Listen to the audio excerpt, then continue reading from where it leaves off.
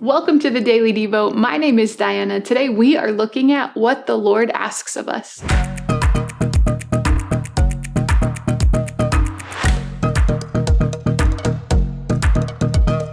Have you ever wondered what God might ask of you or me?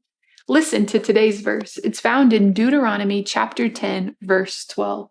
It says, "And now, Israel, what does the Lord your God ask of you?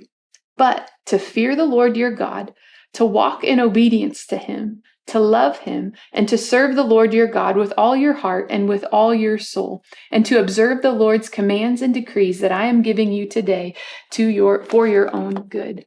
To fear the Lord, to walk in obedience to him, to love God, and to serve God with all of who we are.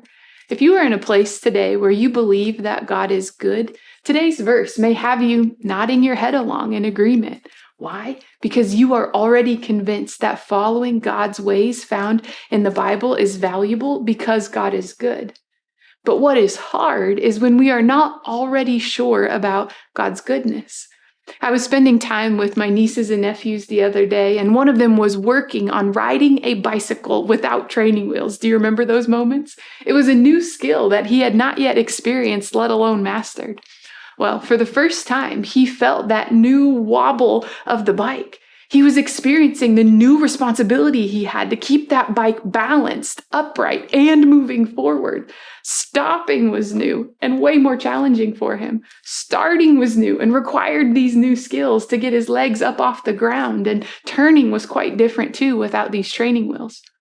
As we walk by faith in God, it can feel a lot like learning to ride a bike without training wheels at first.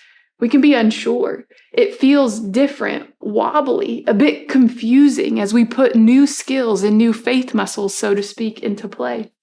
Yet God, in his kindness, is showing us the way. He's being clear.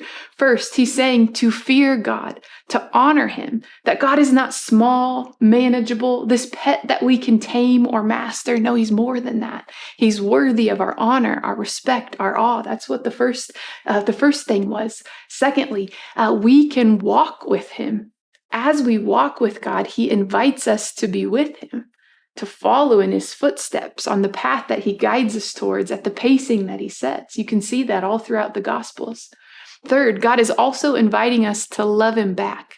And fourth, God is inviting us to invest our lives in his good purposes serving, to spend our time doing that.